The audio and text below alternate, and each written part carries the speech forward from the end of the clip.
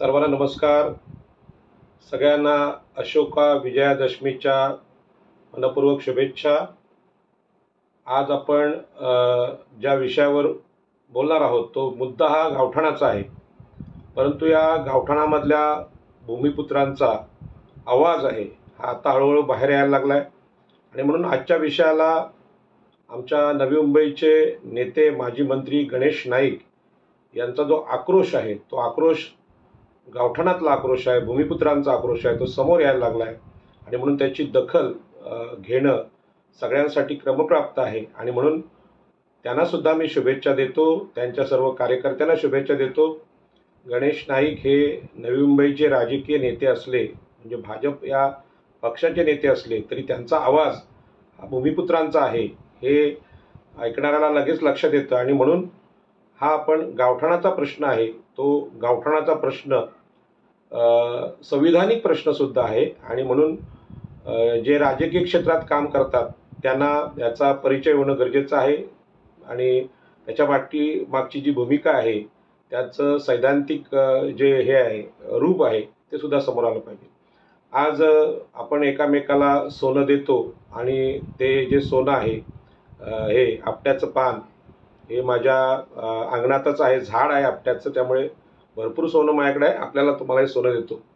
पण या सोन्याच्या निमित्ताने मी सांगतो की मुंबईच्या अप्रांत प्रदेश म्हणजे ठाणे, रायगड, मुंबई, हा जो पालघर हा जो परिसर आहे हा अप्रांत प्रदेश आहे.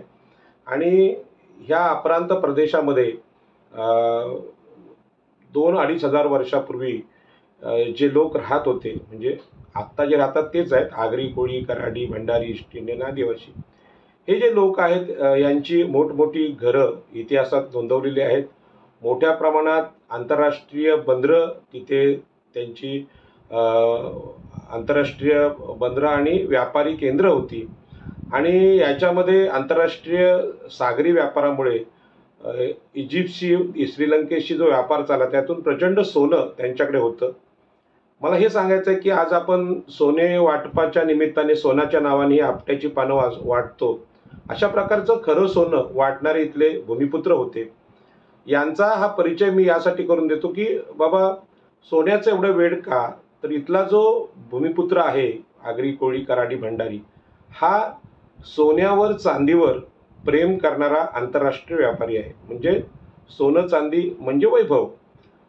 आता सोनं चांदी, घरं, जमिनी यांच्यावर प्रेम करणारा जो माणूस आहे त्याला अचानक हे जे वेड लागलेलं आहे म्हणजे सण उत्सवांचं, आणि त्याच्यामध्ये तो आपली मुक्ती शोधतोय, तर याचा विरोधाभास कसा व्हायला लागला. म्हणजे समुद्रकिनारा म्हणजे इथला जो आहार आहे तो साहजिकच आहे, समुद्रातले मासे आणि भात. परंतु मागच्या 9 दिवस आमच्या इथे या उरण परिसरातल्या सगळ्या मच्छीमारांनी कडक उपवास ठेवले. आणि मच्छीमार महिलासुद्धा मच्छी घरी येऊन यायच्या, विकायचं बाजारामध्ये कमी झाल्या. आणि प्रचंड मोठा उपवास इथल्या भूमिपुत्रांना करावा लागला. आणि मी आता माझ्या एक मित्राला, आमचे जे मित्र आहेत विनेरकर म्हणून, विनेरकर नावाचे मित्र आहेत, ते आजारी पडले म्हणून पाहायला गेलो. तर त्यांनी सांगितलं की पांढऱ्या पेशी कमी झालेल्या आहेत आणि पांढऱ्या पेशी कमी असल्यामुळे हॉस्पिटलमध्ये मोठ्या संख्येने लोक आहेत.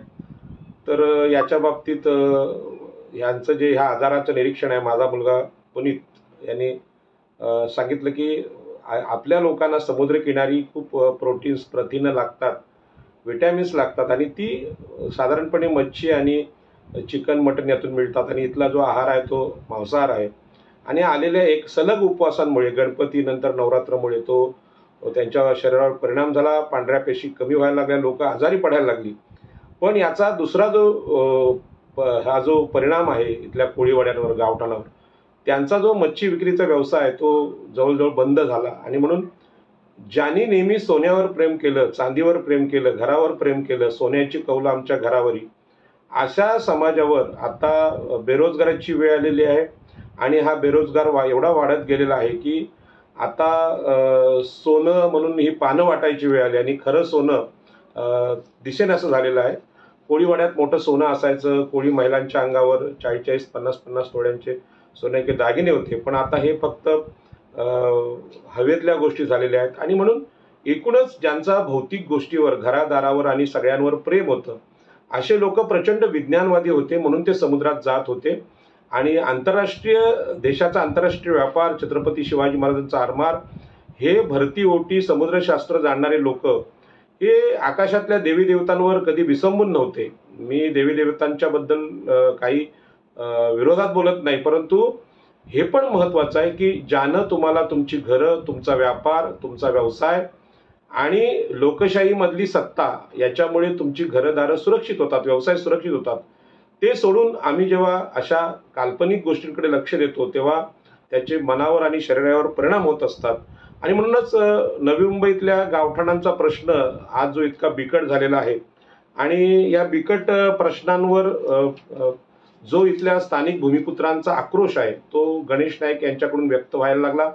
आणि आपल्याला माहिती आहे, मागच्या काळात कोळी भवनाचं उद्घाटन झालं त्यावेळी माननीय मुख्यमंत्री एकनाथ शिंदे आले आणि त्यांनी सांगितलं की आम्ही ह्या जमिनी फ्री होल्ड केलेल्या आहेत आणि म्हणजे सिडकोचा अधिकार त्यातून काढून घेतलेला आहे. आणि याच्यामध्ये विजय नहाटा यांनी तर त्याची जाहिराती केल्या. नंतर असं लक्षात आलं की असं काही नाही, फ्री होल्ड नाही, ह्या जमिनीचा अधिकार आहे तो सिडकोकडेच आहे. भूमिपुत्रांना काय जमिनीची मालकी भेटली नाही किंवा कॉलनीतल्या लोकांना पण भेटली नाही. आणि हे म्हणजे खोटं बोललं गेलं. आणि काल सुद्धा नवी मुंबई विमानतळाचं उद्घाटन झाल्यानंतर माननीय मुख्यमंत्री एकनाथ शिंदे यांनी सांगितलं की आम्ही लोकनेते दिबा पाटलांचं नाव विमानतळाला दिलं, परंतु हा अधिकार राज्याचा नाही, तो केंद्राचा आहे. निवडणुका आल्या म्हणून आपण इथल्या भूमिपुत्रांना मूर्ख बनवू शकतो, अशा प्रकारची भूमिका सगळ्या राजकारण्यांनी घेतलेली आहे. आणि याच पद्धतीनं लोकनेते दिबा पाटलांच्या ऐवजी मागच्या काळात नगरविकास खात्यानंच बाळासाहेब ठाकरे यांचं नाव द्या असं भूमिपुत्रांच्या विरोधी विषय ते पेरला होता. या सगळ्यामध्ये गावठाण असतील किंवा भूमिपुत्रांची अस्मिता लोकनेते दिबा पाटील यांच्या विरोधातलं हे जे राजकीय आक्रमण आहे ते गावठाणावर होते. गावठाणाचे अनेक मुद्दे आहेत. आपल्याला कल्पना आहे की गावठाणामध्ये जे लोक राहतात त्यांना स्थानिक स्वराज्य संस्थांमध्ये प्रतिनिधित्व आपल्याकडे मंडल आयोगाच्या काळात दिलं होतं. इथले जे भूमिपुत्र आहेत ते आगरी, कोळी, कडाडी, भंडारी, ओबीसी आहेत आणि या ओबीसींची आकडेवारी नाही आणि म्हणून महाराष्ट्र शासनाने त्यांच्या स्थानिक स्वराज्य संस्थांच्या निवडणुकाच घेतल्या नाहीत. आणि त्याचा दुष्परिणाम असा झाला की अधिकाऱ्यांच्या माध्यमातून म्हणजे IAS अधिकाऱ्यांच्या माध्यमातून नवी मुंबई महापालिका असेल, पनवेल असेल किंवा ठाणा असेल, मुंबई असेल, इथला राज्यकारभार नगरविकास खात्याच्या मार्फत एकनाथ शिंदे यांनी केला. आणि अधिकाऱ्यांच्या मार्फत इथले गावठाणांना जे अपेक्षित असलेले सामाजिक सुविधांचे भूखंड आहेत जे स्थानिक स्वराज्य संस्था म्हणून महापालिकांकडे आले पाहिजेत, परंतु नगरविकास खात्याच्या माध्यमातून हे जे भूखंड आहेत ते भूखंड अधिकाऱ्यांच्या मार्फत विकले जातात. आणि याच्यामध्ये जी सिडको आहे ती प्रकल्पग्रस्तांच्या जमिनीवर उभी आहे आणि त्यांना आवश्यक असलेले भूखंड बिल्डरांना विकण्याचा सपाटा या अधिकाऱ्यांनी लावल्यानंतर एक भूमिपुत्र म्हणून गणेश नाईक यांनी जो आक्रोश केला त्यांनी सांगितलं की अधिकारी हे प्रातिनिधिक प्रशासन आहे, म्हणजे तुम्हाला नोकर म्हणून तिथे नेमलेलं आहे. आणि त्या विभागाचे नगरविकासचे जे मंत्री असतात हे सुद्धा लोकांचे प्रतिनिधी म्हणून 5 वर्ष असतात. ते जर फक्त सिडकोचा वापर जमिनींच्या विक्रीतून प्रचंड नफा मिळवण्यासाठी करत असतील आणि इथे स्थानिक स्वराज्य संस्था म्हणून इथले जे नगरसेवक आहेत, नवी मुंबई महापालिकेतले आगरी, कोळी, कराडी, ओबीसी नगरसेवक आहेत, त्यांची महासभा म्हणजे जनरल बॉडी तिथे नसताना त्या समाजाच्या त्या भूमिपुत्रांच्या विरोधात जर कोणी राजकीय सत्तेच्या माध्यमातून ओबीसींच्या विरोधी जर निर्णय घेत असेल तर ती त्यांच्या इंग्रजीमध्ये त्यांच्या फादरची जागा नाही, म्हणजे बापाची जागा नाही. एवढा मोठा सत्तेत राहून जो आक्रोश गणेश नाईकांनी केलेला आहे त्यामुळे या विषयाचं गांभीर्य वाढलेलं आहे. आणि हे गांभीर्य अंतिमतः गावठाणातलं भूमिपुत्रांचं आक्रोश आहे आणि म्हणून याच्याकडे भारतीय संविधानातल्या तरतुदीनुसार प्रकाश टाकणं गरजेचं आहे. माझे व्हिडिओ नेहमीच गंभीर स्वरूपाचे असतात आणि म्हणून बऱ्याच लोकांना ते आवडत नाहीत, परंतु आपण हा विषय गांभीर्यानेच घेतला पाहिजे. आपल्याला काय मुख्यमंत्री एकनाथ शिंदे आणि गणेश नाईक यांच्या भांडणाचा आनंद घ्यायचा नाही, तर मुख्यमंत्र्यांची सुद्धा चूक होते. आणि गणेश नाईकांनी मागच्या काळात केलेल्या ज्या राजकीय चुका आहेत त्याची किंमत आज उतार वयात त्यांना भोगावी लागते. हे वास्तव आणि सत्य आम्ही समजून घेतलं पाहिजे. आणि येणारी जी राजकीय पिढी आहे, नवी मुंबईचे सगळे नगरसेवक आहेत, त्यांना सुद्धा हे राजकारण समजलं पाहिजे की इम्पिरिकल डेटा नाही म्हणून ओबीसींच्या निवडणुकाच घ्यायच्या नाही.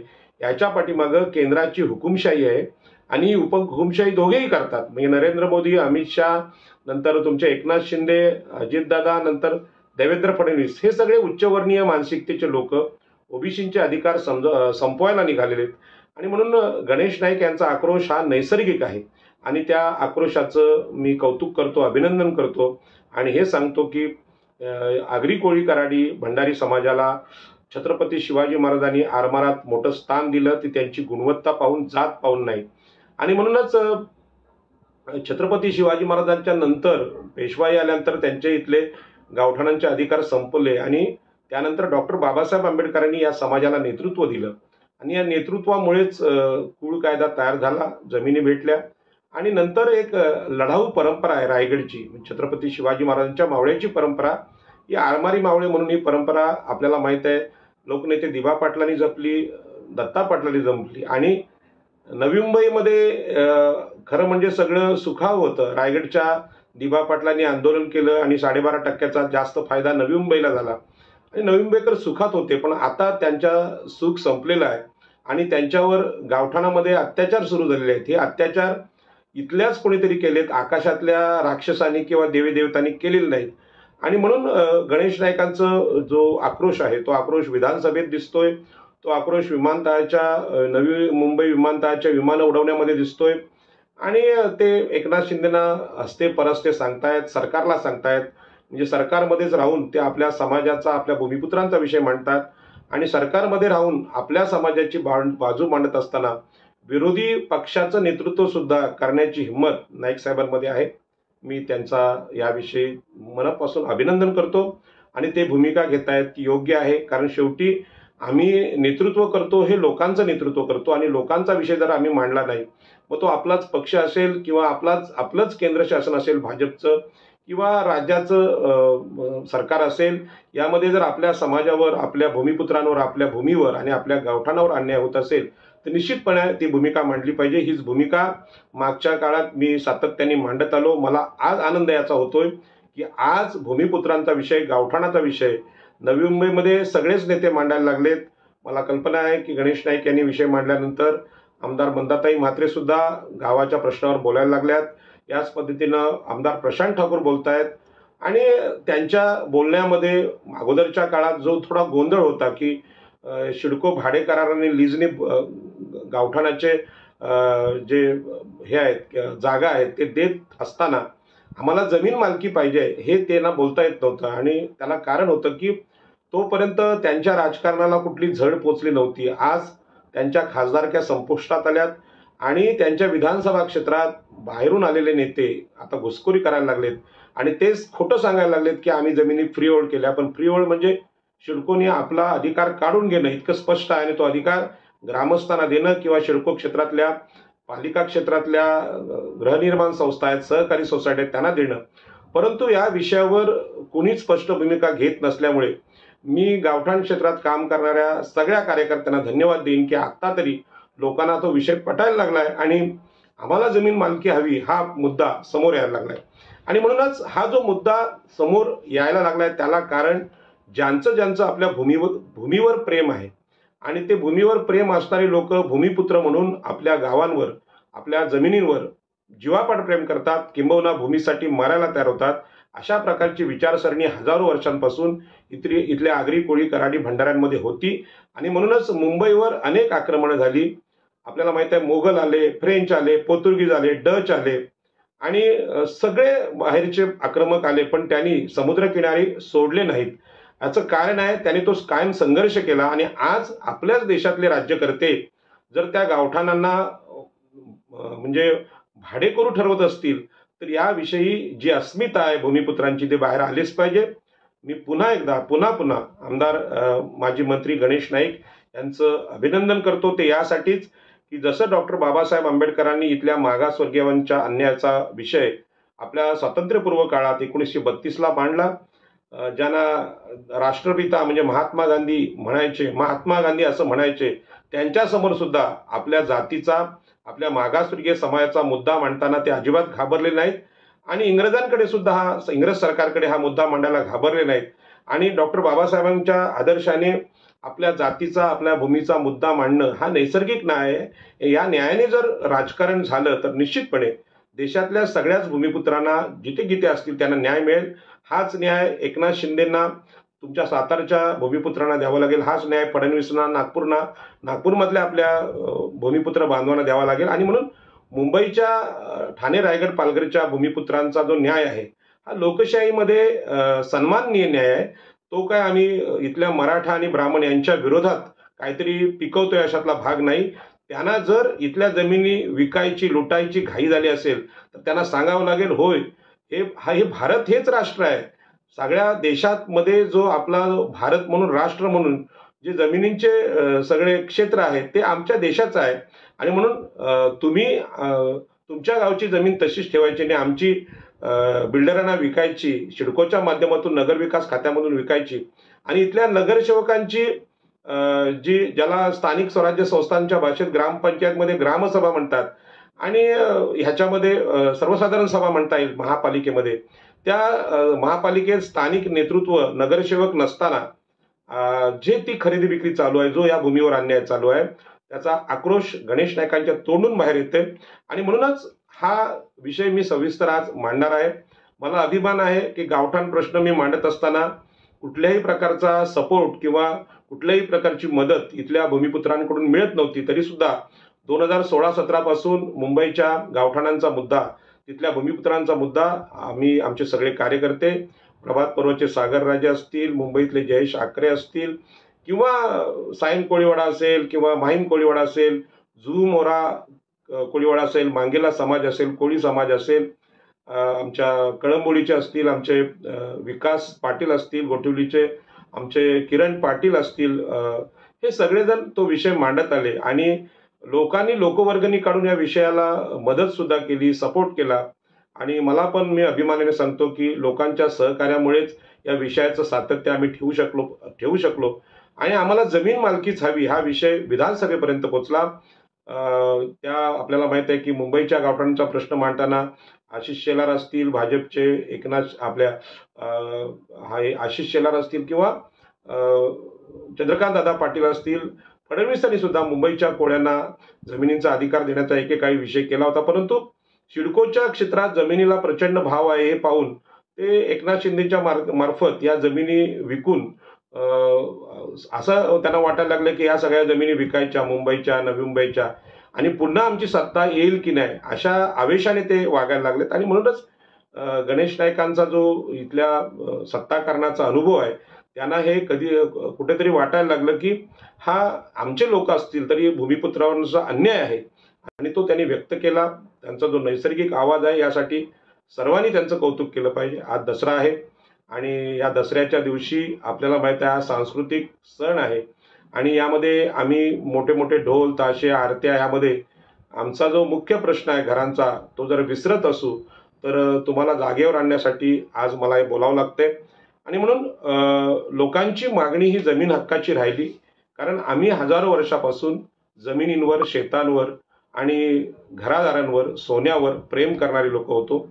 आकाशात जो आकाश हे जे तत्व आहे, आकाश हे तत्व हे चारवाक, बुद्ध वगैरे या लोकांनी नाकारलेलं आहे. म्हणजे त्यांनी सांगितलं की आकाशात मुक्ती असते, स्वर्ग असतो, नरक असतो. हे एक प्रकारचं थोतांड आहे.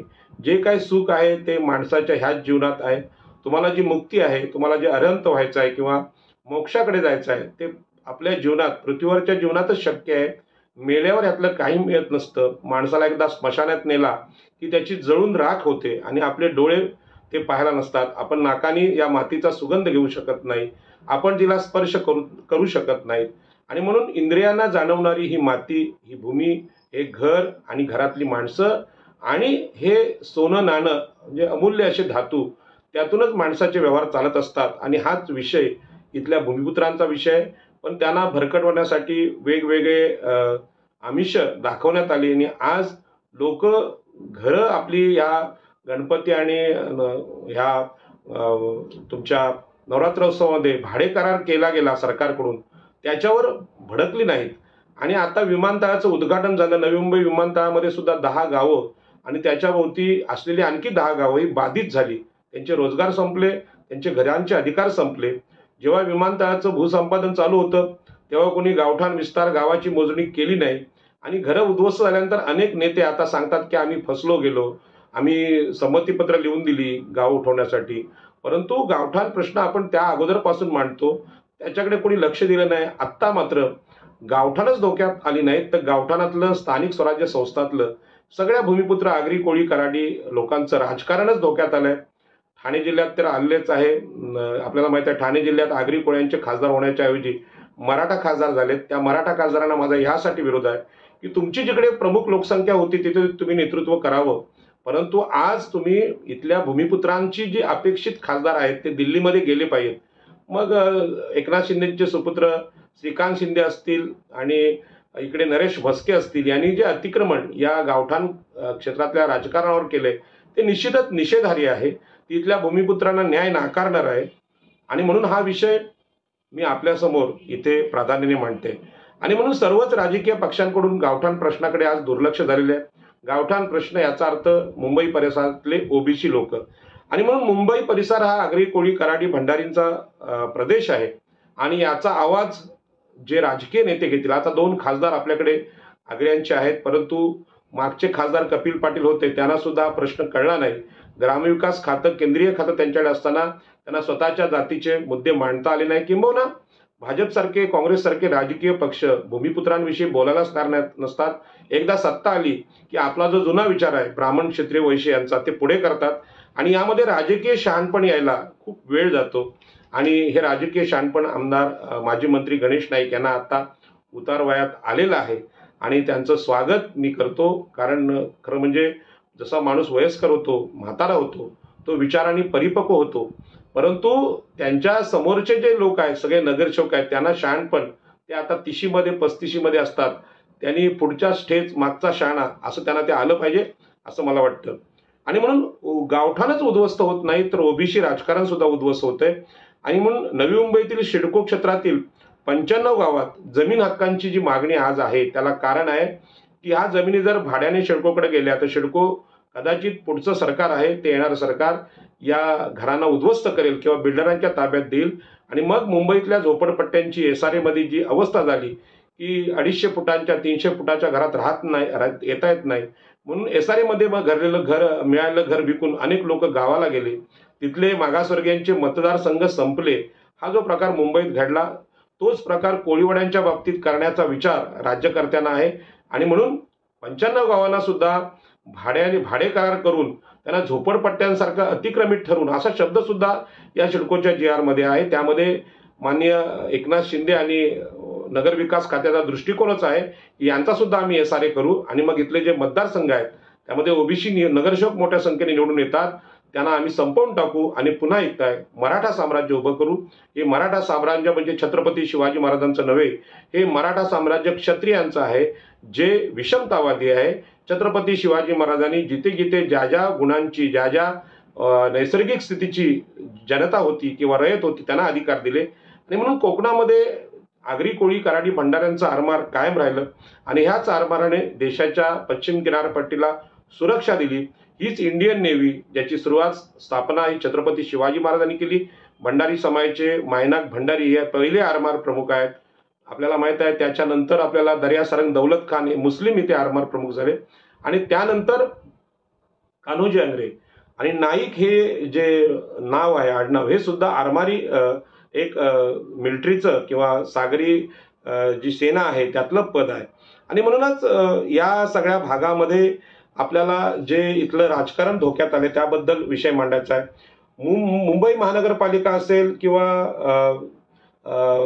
शिवसेनेचं मुंबई महापालिकेतलं राजकारण असेल यांनी सुद्धा आगरी कोळी गावठाणं उद्ध्वस्त केले. त्यामध्ये साईन कोळीवाड्याचा बळी गेलेला आहे आणि यामध्ये साईन कोळीवाड्यामध्ये लढणाऱ्या आमच्या भगिनी विनीता आपल्या ताई या केणी ताई यांनी हा लढा दिला आणि त्यांनी त्यांचं घर 400-500 पोलीस घेऊन तिथल्या महापालिकेने तोडल्यानंतर त्यांनी शिवसेनेला उत्तर दिलं की उद्धवजी, तुम्ही मुंबई पालिकेमध्ये जी सत्ता गाजवली त्यामध्ये इथल्या भंडारी, आगरी, कोळी कुणब्यांचं योगदान मोठं होतं आणि तरीसुद्धा साईन कोळीवाडा SRA म्हणून तोडला गेला, याचा प्रचंड निषेध केला, त्याचे व्हिडिओ व्हायरल झाले. आणि त्या ताईंना मी धन्यवाद देतो की त्यांनी ज्या पद्धतीने आक्रोश केला त्या आक्रोशाप्रमाणे आता गणेश नाईक उशिरा का होईना बोलायला लागलेत. परंतु गणेश नाईकांना माझी विनंती आहे की तुम्ही केवळ नवी मुंबईचे नेते म्हणून नवी मुंबईच्या गावठाणाच्या मुद्द्यावर बोलायला नको, तर मुंबईच्या गावठाणाचा प्रश्न सुद्धा तुम्ही घेतला तर निश्चितपणे तुमचं जे राजकारण आता संकुचित करत घेतलेलं आहे एकनाथ शिंदेनी, कदाचित मुंबईमधून एखादा खासदार आगरी कोळी सुद्धा होऊ शकतो आणि अशा खासदाराला मदत करणे हे तुमचं कर्तव्य आहे. आता झालं ते झालं, पुढे येणारी लोकसभा ती आपण या पद्धतीने लढवली पाहिजे. आणि म्हणून ठाण्यामध्ये एकनाथ शिंदे क्लस्टर समर्थक आहेत आणि क्लस्टर समर्थन करताना त्यांनी गावठाणांचे अधिकार नाकारलेले आहेत, हे वास्तव आहे. आणि म्हणूनच त्यांची गावठाण विरोधक अशी ओळख आता व्हायला लागली. जर त्यांना खरोखर इथल्या भूमिपुत्रांवर प्रेम असेल तर त्यांनी राजकीय सुधारणा कराव्यात. मी काय त्यांचा कट्टर विरोधक आहे अशातला भाग नाही, परंतु त्या संविधानिक चुका आहेत, त्यांची फळं त्यांना सुद्धा भोगावी लागतील. हे आज गणेश नाईकांवर वेळ आली, उद्या तुमच्यावर पण येईल. आणि म्हणून एकाही गावठाणाचे सीमांकन ठाण्यामध्ये झालं नाही आणि संरक्षण सुद्धा नाही आणि इथल्या भूमिपुत्रांवर अन्याय आहे. सिडकोच्या माध्यमातून आगरी कोळी जी अस्मिता आहे हे दिबा पाटलांच्या रूपाने उभी राहिलेली आहे. आणि म्हणून दिबा पाटलांच्या नावाचं आंदोलन जे उभं राहिलं ते ओबीसींचं आंदोलन आहे.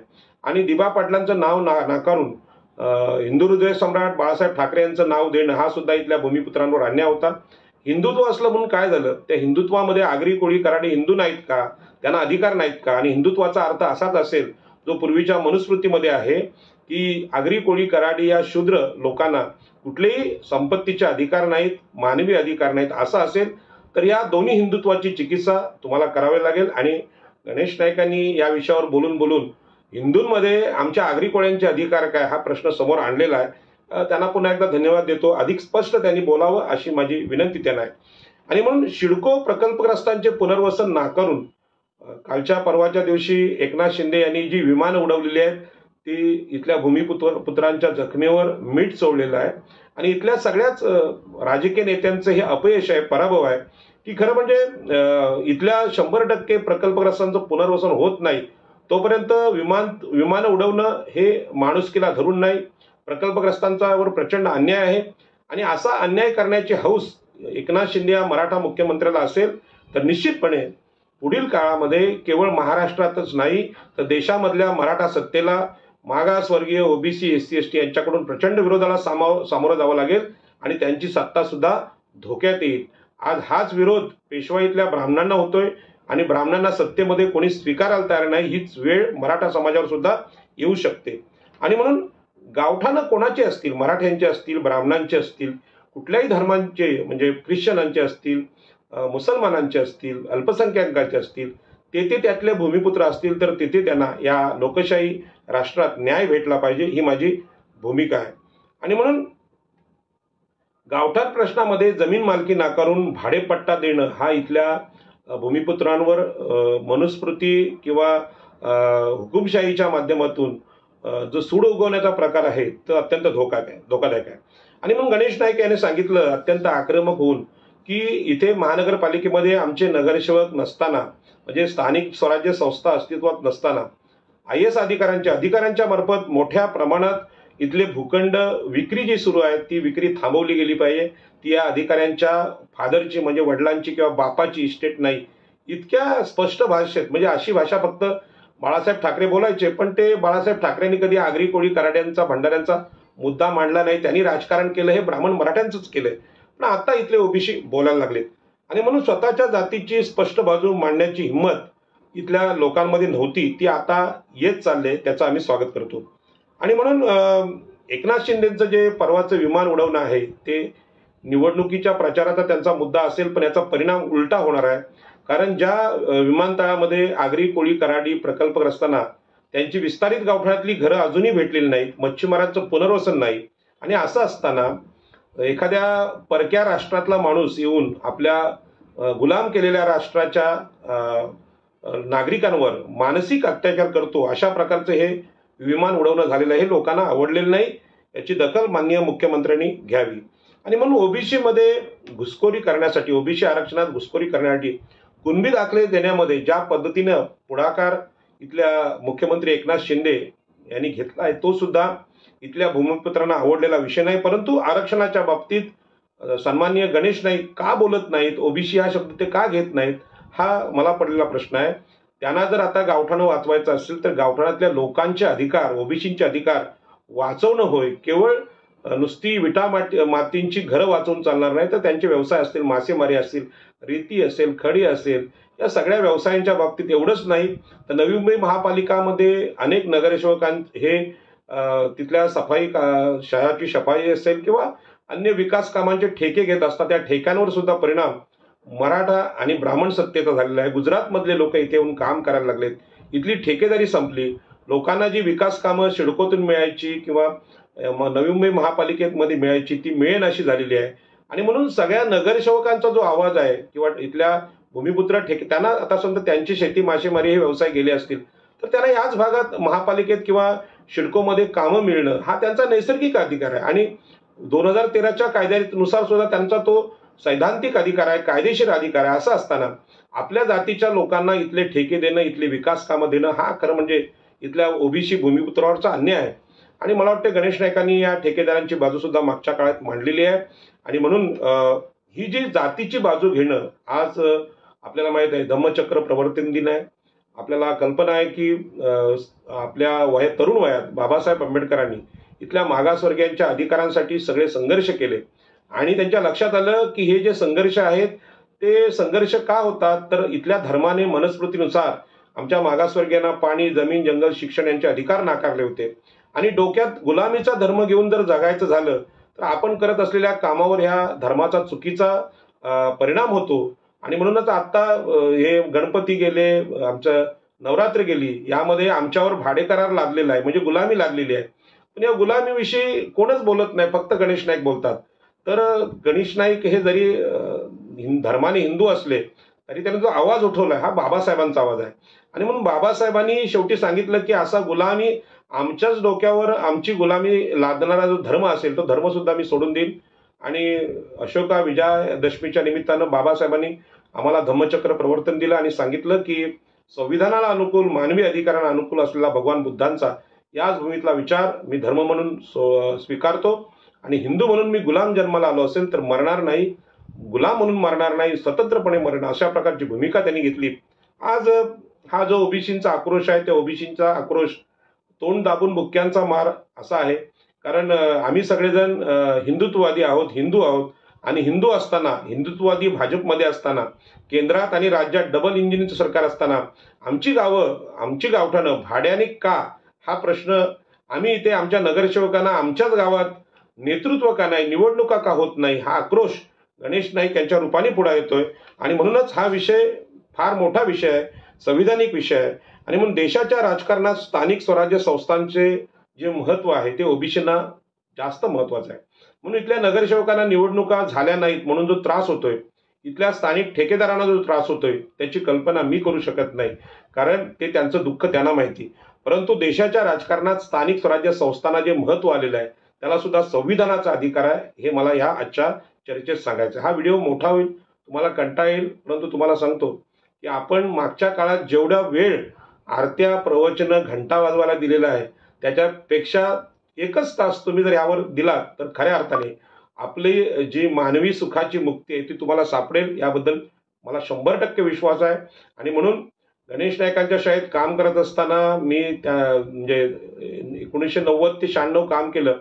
त्यांनी मला कामावरून काढून टाकलं आणि माझी नोकरी गेली, जीवनातली पहिली नोकरी गेली. परंतु त्याच्याविषयी राग मनात असून देखील आज डॉक्टर बाबासाहेब आंबेडकर, भगवान बुद्ध यांच्या रूपानं मला जे ज्ञान लोकशाहीचं झालेलं आहे त्या ज्ञानामुळे मला ह्या गणेश नाईकांच्या आक्रोशाबद्दल करुणा वाटायला लागली. आणि त्यांचा जो आवाज आहे त्या आवाजाची भूमिका, त्यांचा पक्ष भाजप आहे, मी जो निवडणुका लढलोय ती वंचितमधून लढलोय, बीएसपी मधून लढलोय, परस्पर विरोधी भूमिकांची विचारधारा आहे. पण जे सत्य आहे ते सत्य आहे. भूमिपुत्रांचा आवाज त्यांच्या रूपाने बाहेर येत असेल तर निश्चितपणे त्यांना पाठिंबा देणं हे माझं काम आहे आणि म्हणून मी बोलतोय. आणि म्हणून देवेंद्र फडणवीस, एकनाथ शिंदे या एकाच नाण्याच्या 2 बाजू आहेत. देवेंद्र फडणवीसांनी सांगितलं की इम्पिरिकल डेटा नाही म्हणून आम्ही इथल्या निवडणुका घेत नाही, परंतु एकनाथ शिंदेच्या मार्फत प्रशासकीय अधिकाऱ्यांच्या मार्फत इथले भूखंड पटापट विकणं आणि नफा कमवणं यासाठी सिडकोचा अध्यक्ष सुद्धा त्यांनी तात्काळ दिला. 15 दिवस 20 दिवस का होईना पण तेवढ्यामध्ये आम्ही भरपूर जागा विकू शकतो या आशेने चाललेला हा धंदा आहे. तो धंदा इथल्या ओबीसींच्या जीवावर उठलेला आहे आणि ओबीसींच्या गावामध्ये ते भूमिपुत्र असून सुद्धा त्यांना खरोखर संताप निर्माण करणार आहे. आणि म्हणून लोकशाहीमध्ये आगरी कोळी राजकारण आहे, हे राजकारण जसं महानगरपालिकेतलं स्थानिक स्वराज्य संस्थेतलं राजकारण उद्ध्वस्त होतंय त्या पद्धतीने आता येणाऱ्या निवडणुकीत विधानसभेमध्ये ते उद्ध्वस्त होणार आहे. आणि याच पद्धतीनं लोकसभेत नरेश पचकेंच्या रूपाने इथं मराठा खासदार देऊन इथल्या भूमिपुत्रांना संपवलेलं आहे. आणि म्हणून ओबीसी राजकीय नेते जर आता लढले नाहीत तर केवळ गावठाणं धोक्यात नाहीत, गावात भाडेकर होणार नाहीत, पण गावातल्या लोकांना सुद्धा त्यांच्या व्यवसायांना त्यांच्या राजकीय इच्छाशक्तीला धोका निर्माण होणार आहे. आणि म्हणून ओबीसीचं जे राजकारण आहे हिंदुत्वामुळे धोक्यात आलेलं आहे. आताची स्थिती आहे ती स्थिती अशी आहे की केंद्रात आणि देशात हिंदुत्ववादी सरकार आहे आणि हिंदूंचं संघटन केलं पाहिजे, हिंदूंना आम्ही हिंदू राष्ट्र बनवलं पाहिजे असं बोलतात. मग तुम्ही स्थानिक स्वराज्य संस्थांच्या जे ओबीसी हिंदू आहेत त्यांच्या निवडणुका का घेत नाही, इथल्या गावठाणा जमीन मालकी का देत नाही, हा माझा प्रश्न भाजप आणि संघ परिवाराला आहे.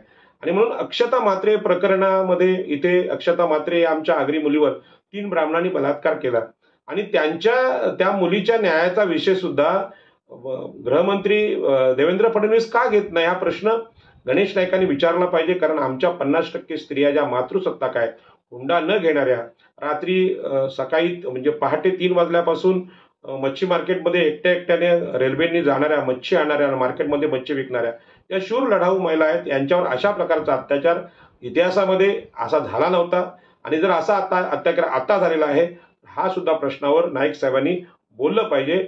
ब्राह्मणांना शरण जाऊ नये, मराठ्यांना शरण जाऊ नये ही माझी विनंती आहे. कारण मनुस्मृतीनुसार या लोकांनी महिलांवर, मग त्यांच्या जातीतल्या असतील किंवा इतर असतील स्त्रिया, यांच्यावर अन्याय अत्याचार केलेत. कारण मनुस्मृतीने तशा प्रकारचं तत्वज्ञान महिला विरोधी मांडलं होतं आणि म्हणूनच सावित्रीबाई फुल्यांना स्त्रियांना शिक्षण देण्याचा क्रांतिकारी विचार आपल्याकडे आणावा लागला. हे शिक्षण सरस्वतीने दिलेलं नव्हतं, सरस्वतीने हे अधिकार महिलांना नाकारले होते. सावित्रीबाईंच्या पहिल्या शिक्षण घेणाऱ्या मुलींमध्ये ब्राह्मण मुलींचा वाटा जास्त आहे आणि त्यांना सुद्धा फायदा झालाय, पण ते सावित्रीबाई फुलेंचं नाव घेत नाही. आणि म्हणून आगरी कोळी लोक हे मुंबईमध्ये आंतरराष्ट्रीय सागरी व्यापारामुळे श्रीमंत होते, उद्योगी होते आणि यांच्याकडे प्रचंड मोठा पैसा होता, मोठमोठी घरं होतं, सोन्यावर प्रेम करणारी लोक होते. हे मी अगोदर पण सांगितलं. याचं कारण आहे की त्यांना मागासवर्गीय ठरवून त्यांचा सागरी आंतरराष्ट्रीय व्यापार नाकारणारी मनुस्मृती होती. समुद्र उल्लंघन करू नका ही मनुस्मृतीच होती आणि या मनुस्मृतीनुसार अजूनही या मनुस्मृतीच्या समर्थकांचे, शासकांचे जे अवशेष आहेत ते अजून जिवंत आहेत. आणि म्हणूनच आज न घाबरता न लाजता ते तुमची घरं ही भाडेकरांना देऊ आणि सिडकोनी संपादित केलेल्या जमिनींचे भूखंड आहे आम्ही खुलेआम विकू असा अत्याचार आपल्यावर करू शकतात. आणि म्हणून नाईक साहेब ज्या पद्धतीने तडफेने बोलतात त्यांना खरं म्हणजे इथल्या भूमिपुत्रांनी पाठिंबा दिला पाहिजे, त्यांचं कौतुक केलं पाहिजे. पण त्यांचे मुद्दे हे पत्रकार सुद्धा, नवी मुंबईचे पत्रकार सुद्धा मांडत नाहीत आणि इथल्या भूमिपुत्रांना ते समजत नाहीत किंवा त्यांना बोलायला लाज वाटते. आणि म्हणून मला आज ही भूमिका घ्यावी लागली. आणि म्हणून त्यांना मागासवर्गीय ठरवणारी जी मनुस्मृती आहे तिचं दहन आज झालं पाहिजे. रावणाचं दहन आम्ही करतोय, पण खरं म्हणजे या देशाचं नुकसान मनुस्मृतीने केलेलं आहे. त्या मनुस्मृतीकडे दुर्लक्ष करण्यासाठी रावण दहनाचं खोटी गोष्ट आपल्याकडे कर्मकांड केलं जाते. आणि म्हणून घरातच स्वर्ग सुख आहे ही जी विचारसरणी आहे ती विचारसरणी आकाशात सुख आहे असं सांगणारी कुणी केली हा माझा प्रश्न आहे. कारण मुंबईच्या गावठाणांवर मी काम करत होतो, नवी मुंबईतल्या 95 गावांना मी सांगत आलो की तुमची घरं आणि गावठाणं मोजणं हे तुमचं काम आहे, सरकार ते तुम्हाला कधीच मालकीने देणार नाही. असं असून सुद्धा नवी मुंबईतून हवा तसा प्रतिसाद मला मिळालेला नाही. आणि आपल्याला आत्ता सुद्धा गावं मोजणारी लोक, गावासाठी खर्च करणारी लोक नाहीत. नाईक साहेब फक्त आक्रोश करतात, परंतु माझी त्यांना विनंती आहे की बोनकोडे गावाचं क्षेत्रफळ किती आहे एवढं तर मोजा तुम्ही आणि सांगा की एवढा भूखंड आहे, या भूखंडामध्ये माझं सुद्धा घर आहे, ते घर मला मालकीने भेटलं पाहिजे अशी मागणी तुम्ही केली तर तुमचं अनुकरण सगळे लोक करतील. आणि म्हणून लोकशाहीमध्ये लोकप्रतिनिधी आणि राजकीय सत्तेला महत्व आहे. आता या गावठाणांचा प्रश्न जरी आम्ही मागच्या काळात महिनाभर गणेशोत्सव केला, आता नवरात्रोत्सव केला, तरी सुद्धा गणपतीला किंवा या भवानीला नवस बोलून हा प्रश्न सुटणार नाही. मी तुम्हाला हे सांगतो, ते कदाचित अतिशयोक्तीचं वाटेल, पण तुमचा प्रश्न गणेश नाईक नावाचा माणूसच करू शकतो, ईश्वर नाही. आणि म्हणून माणसाला महत्व आहे. माणूस म्हणजे राजकीय नेता. राजकीय नेत्याला जर आम्ही ताकद दिली तर तो प्रश्न विधानसभेत, लोकसभेत मांडू शकतो आणि हीच खरी लोकशाही आहे. आणि म्हणून राजकीय सत्तेला माणसाच्या जीवनामध्ये प्रचंड महत्व असतं. आणि म्हणून चार्वाक नावाचा विचारवंत, ज्याला लोकनेते दिबा पाटलांनी फार मोठा सन्मान दिला, त्यांनी सांगितलं की देवापेक्षा राजाला जास्त महत्व आहे. आता लोकशाहीमध्ये राजेशाही बाबासाहेबांनी नाकारली आणि सांगितलं की तुमचा 5 वर्षाचा निवडून दिलेला नगरसेवक, 5 वर्षाचा आमदार आणि 5 वर्षाचा खासदार हाच न्याय करू शकतो. आणि तुम्हाला न्याय देणारी मंदिरं आज लोकसभा आहे, राज्यसभा आहे, विधानसभा आहे, विधान परिषद आहे, महानगरपालिका, स्थानिक स्वराज्य संस्था हीच लोकशाहीची मंदिर आहेत. आणि या अर्थानं नवी मुंबईकरांनी या विषयाला गांभीर्याने घेतलं पाहिजे. आमच्या भागात जर आमच्या भूमिपुत्रांचे विषय न मांडणारे विरोधक जर निवडून येत असतील तर तुमची निवडणूक किंवा तुमचे मतदान चुकलेलं आहे. आणि त्या चुकलेल्या मतदानाचा फटका आता तुमचे गावठाणातली घरं अनधिकृत ठरवण्यामध्ये, भाडे तत्त्वाने देण्यासाठी होणार आहे. आणि म्हणून शिवसेना भाजपाने, बुवा बापूंनी, आपल्याला माहित आहे, वेगवेगळ्या कथा, वेगवेगळे कार्यक्रम करून जनमत आपल्याकडे वळवले आहे. रायगड जिल्ह्यात सुद्धा शेतकरी कामगार पक्ष महाराष्ट्रातला प्रमुख विरोधी पक्ष होता, तो आज संपलेल्या अवस्थेत पोहोचलेला आहे. कारण त्या भागामध्ये प्रवचनकार, भाषण देणारे, धर्मकारण करणारे लोकांचा प्रभाव इतका वाढला की लोकप्रतिनिधींचं महत्व संपलं. आणि म्हणून एका पक्षाचे सगळे आमदार, शेवटचे आमदार आता घरघर करत आहेत. अशा प्रकारची अवस्था या हिंदुत्ववादी कार्यक्रमांनी, सोहळ्यांनी गणेश नाईकांवर येऊ नये किंवा गणेश नाईकांचे सगळे सहकारी त्यांच्यावर येऊ नये, म्हणून त्यांना गावागावात जाऊन आता राजकीय जागृती करावीच लागेल. आणि म्हणून जनमत आपल्याकडे ठेवणं यासाठी लोकशाहीच्या प्रतिनिधींना बोलावं लागतं. आज गणेश नाईकांची स्टेटमेंट जी सगळीकडे चमकतायत किंवा येत आहेत, त्यामध्ये लोक विचार करायला लागले की नक्की अन्याय काय. हा केवळ एकनाथ शिंदे या मराठा मुख्यमंत्र्याला विरोध नाही, तर त्यांची धोरणं ही लोकशाही विरोधी आहेत म्हणून ते बोलतायत. आणि म्हणून शेकाप संपला, आगरी कोळ्यांचं नेतृत्व देणारा पक्ष संपला. आज भाजपच्या झेंड्याखाली आगरी कोळी कराड्यांना, सगळ्या आमदारांना लढावं लागते. परंतु हे लोक स्थानिक स्वराज्य संस्थांच्या निवडणुका न घेता केंद्रातली सत्ता पक्की करत आहेत आणि स्थानिक स्वराज्य संस्थांची सत्ता कमकुवत करत आहेत. याविषयी सगळ्या भाजपच्या सदस्यांना सुद्धा मोकळेपणाने बोललं पाहिजे, त्यांना आठवण करून दिली पाहिजे की लोकशाहीचं विकेंद्रीकरण हे आपल्याला अपेक्षित आहे. आणि लोकशाहीमध्ये ज्यांना राजकीय प्रतिनिधित्व नाकारलंय त्या ओबीसी, एससी, एसटी यांना प्रतिनिधित्व देणं म्हणजे खरा राज्यकारभार. जे परंपरागत सत्ताधारी आहेत, ब्राह्मण आणि मराठा, त्यांनाच आमदार खासदार बनवणं, ही वाटचाल मनुस्मृतीकडे आणि हुकुमशाहीकडे चाललेली आहे. आणि म्हणून सध्या सत्तेचं केंद्रीकरण होत आहे देशामध्ये. आणि या केंद्रीकरणाच्या विरोधात भारतीय संविधानाचं तत्व आहे. आणि म्हणून पंचायत राज व्यवस्थेची स्थापना 1992 मध्ये 73व्या घटनादुरुस्तीने झाली. आणि पंचायत राजची त्रिस्तरीय रचना आहे ती सत्तेच्या विकेंद्रीकरणाकडे होती. आता ही जी सत्तेच्या विकेंद्रीकरणाकडून जी सत्ता नवी मुंबईतल्या आगरी कोळी कराड्यांकडे आलेली आहे, त्यामध्ये स्थानिक स्वराज्य संस्थांमध्ये मोठ्या प्रमाणात नगरसेवक नवी मुंबईत झाले. आणि त्या नगरसेवकांच्या माध्यमातून विधानसभा किंवा मंत्रिपद गणेश नाईकांकडे आली. आणि आज जर हे सत्तेच्या विकेंद्रीकरणाकडून स्थानिक स्वराज्य संस्था म्हणून नवी मुंबई महापालिकेमध्ये जी सत्ता नाईक साहेबांकडे आली, त्यांचे नगरसेवक, त्यांचे कार्यकर्ते राजकीय दृष्ट्या, ठेकेदाराची दृष्ट्या, व्यवसायाच्या दृष्टीने जर संपले तर त्यांचं नेतृत्व संपणार आहे, हे काय सांगायला ज्योतिषाची गरज नाही. आणि म्हणूनच हा आक्रोश होतोय. परंतु या आक्रोशावर कोणी स्पष्टीकरण करत नव्हतं. कारण कुठल्याही जातीभेद किंवा विषमतेवर बोलायला आपल्या लोकांना भीती वाटते, पण ही भीती वास्तव आहे. आणि या भीतीबद्दल डॉक्टर बाबासाहेब आंबेडकरांनी जेवढी स्पष्ट भूमिका घेतली, देशातल्या कुठल्याच नेत्याला अशी भूमिका घेता आली नाही. आणि म्हणून ओबीसींच्या सत्तेच्या निमित्तानं गणेश नाईकांची, आग्र्यांची सत्ता संपतोय, हा धोका मी या निमित्ताने आपल्यासमोर ठेवतो. आणि म्हणून गणेश नाईकांचा आक्रोश आहे हा नैसर्गिक आहे. त्या आक्रोशाला डॉक्टर बाबासाहेब आंबेडकरांच्या नेतृत्वासारखं जर स्वरूप आलं तर निश्चितच राष्ट्रीय स्तरावर ओबीसींचा आवाज ते होऊ शकतात, जो आवाज लोकनेते दिबा पाटील झाले होते. आणि म्हणून सत्तेच्या विकेंद्रीकरणातून ग्रामपंचायत, पंचायत समिती, जिल्हा परिषद अर्थात गावठाणाला महत्व आलं. आणि गावठाणातलं शेवटचं एकक ते घराणा.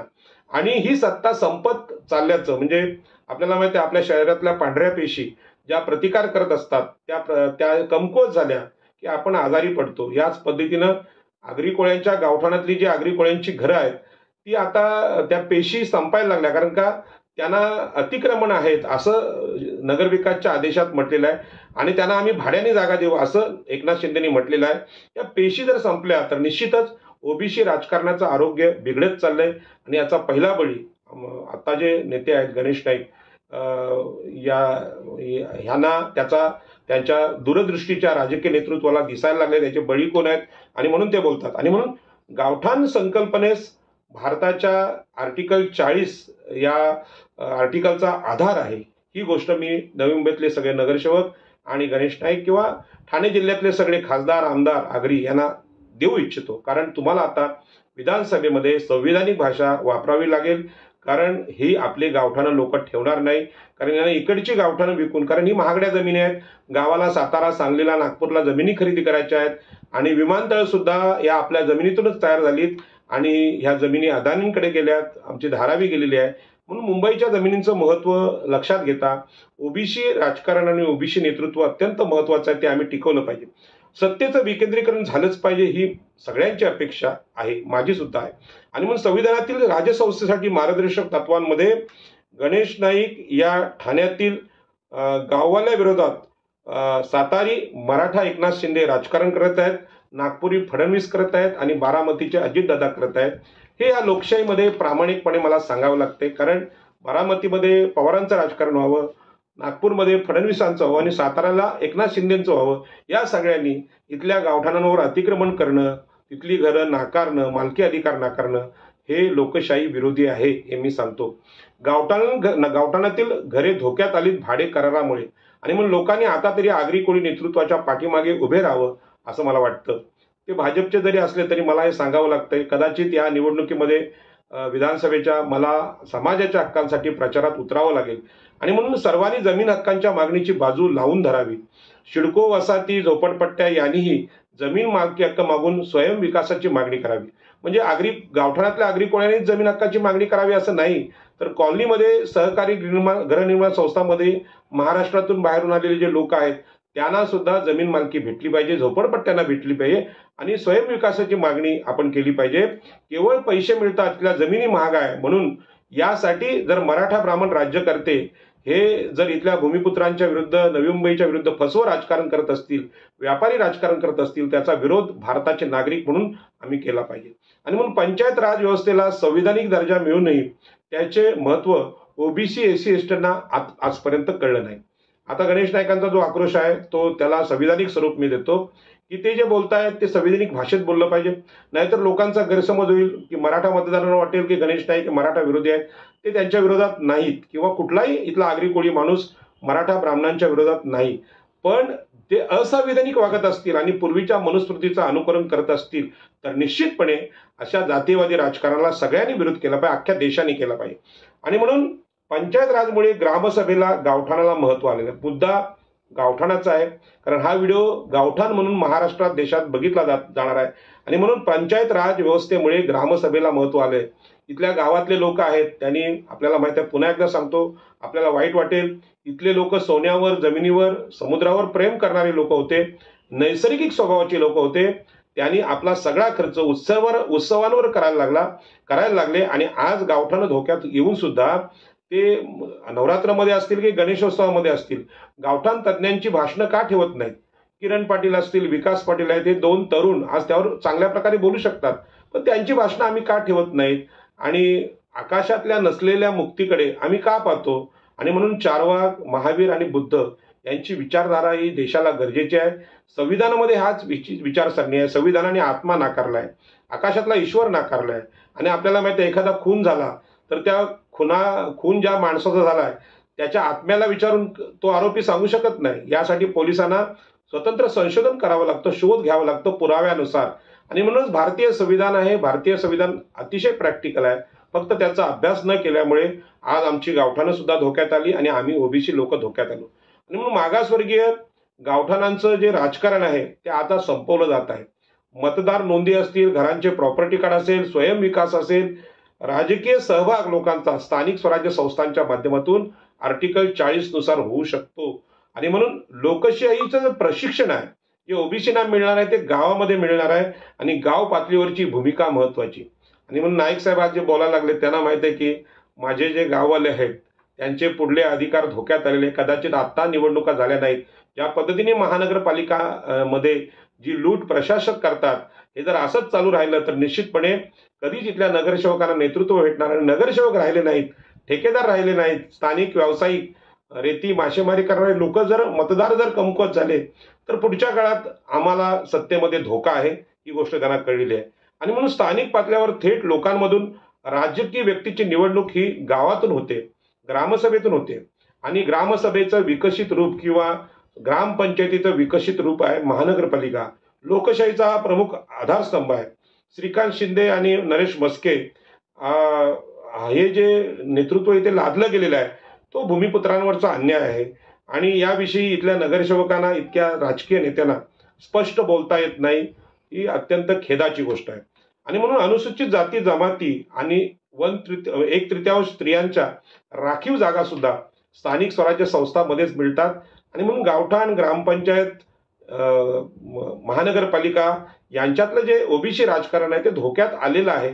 आणि त्यामध्ये केवळ आगरीच नाहीत, कोळीच नाहीत, ओबीसीच नाहीत, तर अनुसूचित जाती जमाती आणि स्त्रिया सुद्धा त्यांचं राजकारण धोक्यात आलंय. आणि याचा दृश्य परिणाम आपण आपल्या अक्षता म्हात्रेंच्या रूपाने बघितला. अशी घटना नवमुंबईत घडली नव्हती, परंतु हे धाडस आरोपींचं झालं कारण त्यांना भीतीच उरलेली नाही. आणि म्हणून सामाजिक परिवर्तनासाठी अत्यंत महत्वाचं जे आहे की स्थानिक स्वराज्य संस्थांचं राजकारण त्याची अंमलबजावणी करण्यासाठी राज्य निवडणूक आयोगाला संविधानाने निर्देश दिलेले आहेत. पण ही गोष्ट सुद्धा आमचे इथले नगरसेवक आणि गणेश नाईकांसारखे प्रगल्भ नेते सुद्धा बोलत नाहीत. कारण तुम्ही निवडणुका का घेत नाही हा प्रश्न निवडणूक आयोगाला विचारला पाहिजे. आणि तर घेत नसतील तर सुप्रीम कोर्टात जाण्याची तयारी सुद्धा आमच्या लोकांनी ठेवलं पाहिजे.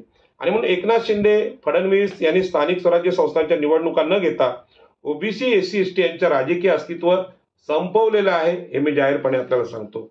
आणि म्हणून नाईक साहेबांचा आक्रोश आहे हा प्रामाणिक आक्रोश आहे आणि नैसर्गिक आहे. निवडणुका वेळेवर घेणे, सुरळीतपणे पार पाडणे हे निवडणूक आयोगाचे काम आहे. हे निवडणूक आयोग आणि ईव्हीएम हे सुद्धा हॅक झालेले आहेत. म्हणून आता हा काय फक्त भाजपवर आरोप करण्याचा विषय नाही, त्याचा थेट त्रास आहे तो स्थानिक आगरी कोळ्यांना होतोय. म्हणून मी स्पष्टपणे बोलतो, कदाचित तुम्हाला आवडणार नाही पण जो आजार आहे त्याबद्दल स्पष्ट जर आपण हे निदान केलं तर औषधोपचार करता येतो म्हणून हे बोलावं लागतं. आणि म्हणून ग्रामसभेची स्थापना, गावठाण निश्चित करणं हे स्थानिकांचं काम आहे, भूमिपुत्रांचं काम आहे. आणि आज सिडको नगर विकास खातं स्थानिकांचे अधिकार संपवतंय आणि स्थानिकांच्या विरोधी भूमिका घेत आहे. पंचायत राजमुळे ओबीसी, एससी, एसटी, स्त्रिया यांना लढण्याचा अधिकार प्राप्त झाला होता म्हणजे स्थानिक स्वराज्य संस्थांमध्ये. सगळ्यात मोठी घटना एकनाथ शिंदे या नगर विकास खातं असेल किंवा फडणवीस यांच्या काळात जी झाली असेल तर इथल्या नवी मुंबई महानगरपालिकेच्या निवडणुका घेतल्या जात नाही. आणि तो जो संताप आहे, तो आक्रोश गणेश नाईकांच्या मुखातून आता समोर यायला लागलाय. आणि म्हणून शोषित समूहांना आपला आवाज मांडण्याची संधी ही स्थानिक स्वराज्य संस्थांच्या किंवा गावठाणातून प्राप्त होते. ती जी लोकशाही आहे ती रुजवण्यासाठी ग्रामसभा आणि गावठाणं अत्यंत महत्वाची आहे. म्हणून गावामध्ये गाव कमिटी असल्या पाहिजेत, आपली गावं मोजली पाहिजेत, आपल्या हक्कांचा विषय आम्ही मांडला पाहिजे. आणि म्हणून गावाशेजारी आता पंतप्रधान आवास योजनेला जागा दिलेली आहे, SRL जागा दिलेली आहे. आणि यामध्ये मतदानाचं जे प्रमाण आहे ते गावाचं कमी, गावं ही अल्पसंख्याक झाली आणि बाहेरून आलेली लोक आहेत ती प्रभावी होऊन स्थानिक नगरसेवकांचं नेतृत्व सुद्धा किंवा मतदारसंघ संपण्याच्या स्थितीत आले. मुंबईच्या कोळ्यांना याचा चांगला अनुभव आहे. आणि म्हणून बिल्डरांच्या झोळ्या भरण्याचा डाव SRA मधून झाला, क्लस्टरमध्ये होणार आहेत. उद्या जर गावठाणामधलं राजकारण जिवंत राहिलं नाही किंवा नाईक साहेबांसारखा आवाज जर विधानसभेत राहिला नाही तर इथले गावठाणं विकली जातील. गावाच्या सोयीसाठी आवश्यक असलेले भूखंड विकण्याचा सपाटा ऑलरेडी सिडकोने लावलेला आहे. आणि म्हणून लोकशाहीच्या बळकटीसाठी स्थानिक ओबीसी, एससी, एसटी यांनी आता लढलं पाहिजे. हा संघर्ष फक्त ओबीसीचा नाही तर एससी, एसटीचा पण आहे. आणि म्हणून देशाच्या लोकशाहीला धोका केंद्रीय सत्तेचा आहे. आता केंद्रीय सत्ता जास्त प्रभावी व्हायला लागली.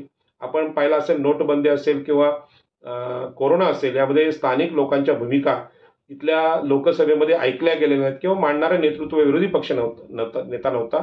आणि हाच अनुभव आपण स्थानिक पातळीवर घेतो. आता खरं म्हणजे केंद्रीय सत्तेला हुकुमशाहीचा वास यायला लागलाय. आणि म्हणून गावातली लोकशाही आहे, गावठाणातली लोकशाही आम्ही टिकवली पाहिजे. मी पुन्हा एकदा नागरिकांना सांगतोय की नवी मुंबई महापालिकेत मध्ये बाहेर आलेल्या मोठमोठ्या सहकारी गृहनिर्माण संस्था आहेत, त्यांची एक आपल्याला माहिती आहे अध्यक्ष, सचिव, खजिनदार आणि सदस्य यांची एक बॉडी असते, त्यांची कमिटी असते आणि ते नेहमीच आपल्या समस्यांचा मागोवा किंवा त्याचं नेतृत्व स्वतः करत असतात आणि निवडणुकामध्ये त्यांची स्वतंत्र भूमिका असते. अशीच भूमिका इथल्या गावठाणांना घ्यावी लागेल. गाव कमिटी करावी लागतील, गावं मोजावी लागतील आणि गावं मोजून एखाद्या बालेकिल्ल्याप्रमाणे ते टिकवावी लागतील. आता जो राजकीय धोका देशाला निर्माण झालाय, जरी हे भाजपचं सरकार असलं तर त्यांना जर स्थानिकांच्या हिताचं विषय कळत नसतील तर ते हुकुमशाही लादतात, यात वादच नाही. आणि म्हणून गणेश नाईकांचा आवाज आम्ही समजून घ्या. आम्ही देवदेवतांची नावं, माझं नाव सुद्धा राजाराम आहे किंवा नाईक समाजाचं नाव गणेश आहे, परंतु मी तुम्हाला आध्यात्मिक जी नावं आहेत ती नावं बाजूला ठेवून आता जे माणसं आहेत त्या माणसांचा आवाज समजून घ्यावा. आणि हे राजकीय नेतृत्व असतं तेच आपल्याला पृथ्वीवर न्याय देत असतं. चार्वाकांनी सांगितलं की राजकीय सत्तेला प्रचंड महत्व आहे, राजकारण हे गजकारण आहे. अशा प्रकारची नकारात्मक भूमिका टाळून येणाऱ्या निवडणुकीमध्ये भूमिपुत्रांचा आवाज हा विधानसभेत पोचला पाहिजे आणि भूमिपुत्र निवडून आले पाहिजेत आणि यासाठी हवा तो संघर्ष आपण केला पाहिजे. आणि यासाठी मी सगळ्या आमच्या राजकीय नेत्यांना जाहीर शुभेच्छा देतो आणि त्यांनी आपली गावठाणं टिकवावीत, घरं टिकवावीत अशा प्रकारच्या शुभेच्छा देऊन सांगतो की गावठाण कायदा करण्याचा मान आगरी समाजाचे आमदार, कोळी समाजाचे आमदार, कराडी समाजाचे आमदार, ओबीसी आमदार यांना भेटला पाहिजे. आणि ओबीसींचं आरक्षण असेल, ओबीसींचं राजकारण असेल, या संघर्ष करून जिंकायचं असेल तर ही विधानसभा फार महत्त्वाची आहे. धन्यवाद. जय हिंद, जय महाराष्ट्र.